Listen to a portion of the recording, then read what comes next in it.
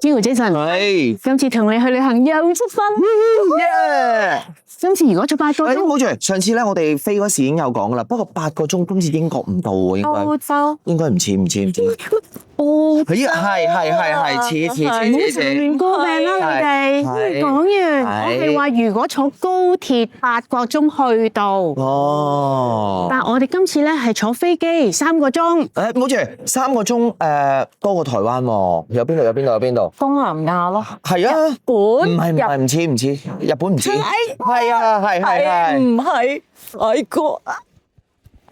今次我哋去。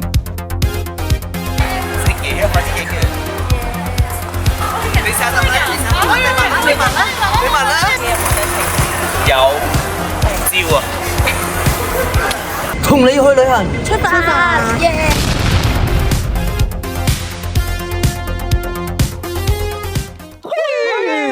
哇！咁快就嚟到成都啦！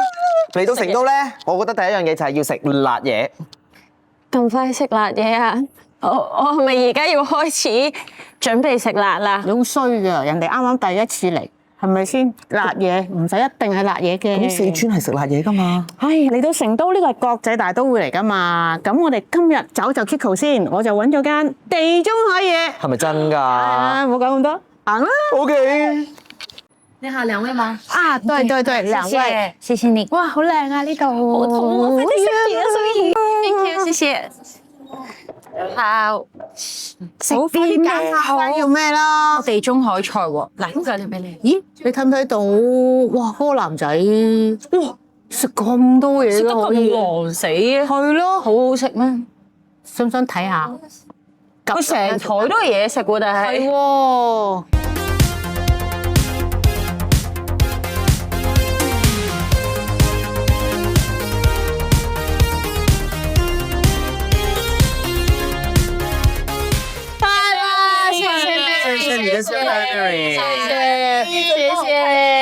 謝謝哇！我要食啦，啲餸嗱，嚟得差唔多啦，咁我哋可以開動啦。係真係好多嘢食。係啦，係啊，同埋真係係要好 thank you。你啊！開動係可以啦，可以食啦。係。大家見啦，好，我哋食啦。哇！我樣嘢都想食喎，點算啊？唔好客氣。哦，好多食啊呢個。我買啦。咁啊，食完啦，地中海餐點啊？覺得第一晚喺成都食到地中海餐，我真係要說，真是把持啦！把持咩意思嚟㗎？把持就係四川話好好吃嘅意思啦嘛。把持，把持咁好食，我一定要捉個老闆娘出嚟。快啲！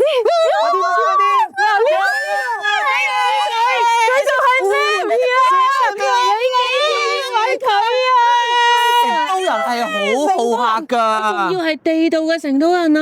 食完飯飲嘢仲可以瞓下去邊度玩添啊！佢唔會趕你走，傾好耐偈。唔係，但係最緊要就係咧，你要話俾大家聽點樣嚟呢度啊！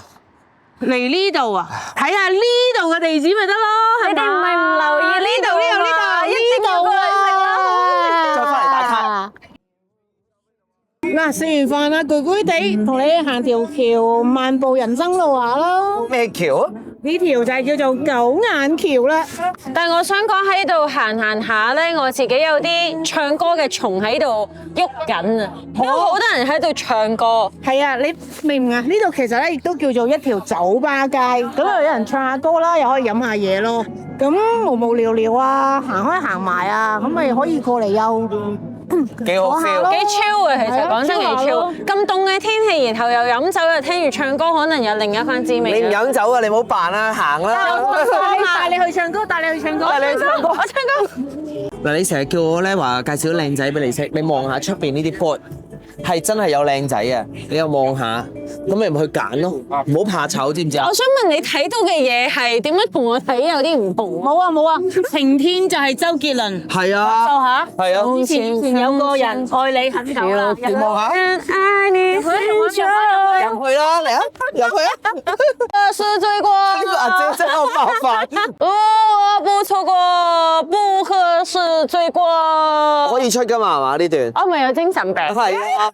喂，呢啲係有冇烤嘢我咪？好嘢㗎。係啊，唔食呢個。哇！你仲食到啊，Suri？唔係啊，我同佢講話好開心啫，我冇講話食到啊。唔係啊，我個大胃你啊我開始㗎嘛。多謝好餓啦，開始肚餓啦。成都吧。你不要理他，他是剛剛來地球的，有一點神經病。他在月球過來的。是，他是我的朋友，佛星人來的，不要理他，不好意思啊，有一點神經病，是不是？不好意思。喂，我真的想問，這我給你親嗎？世人常視藝術家為痴傻，他們以烈酒、苦愛，以瘋狂的愛與絕望的孤獨，來麻醉清醒的痛覺。然這痴態實是靈魂的求生術。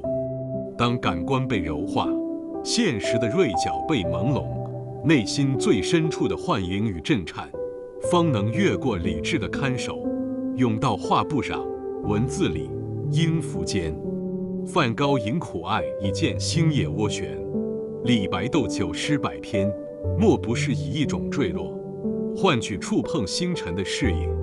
他們不是真傻，而是清醒地選擇了另一條險徑，讓自身成為祭品，在燃燒的迷霧中，為人間捕獲那些過於純粹，以致凡人無法直視的光。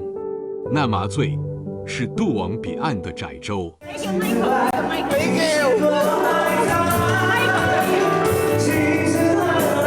所有男士啊，包括揸機嗰個，找數。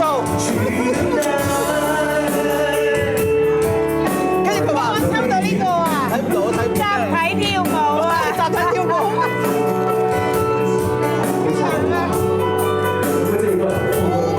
我哋呢粗嗨喎而家，搞掂。路人皆醉我獨醒，相信這句說話絕對不能套用在他們身上，因為經過我的觀察，絕對應該是大會給他們安排的行程非常豪華及舒適，所以他們痴傻是完完全全的發自他們的內心。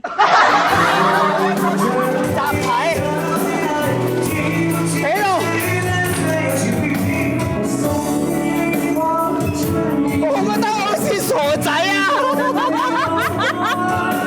你杯嘢要飲啊！你知唔知你而家喺邊啊？我們現在在成都。你試下講多次，因為你係啱啊，我唔識講㗎。我們現在在成都。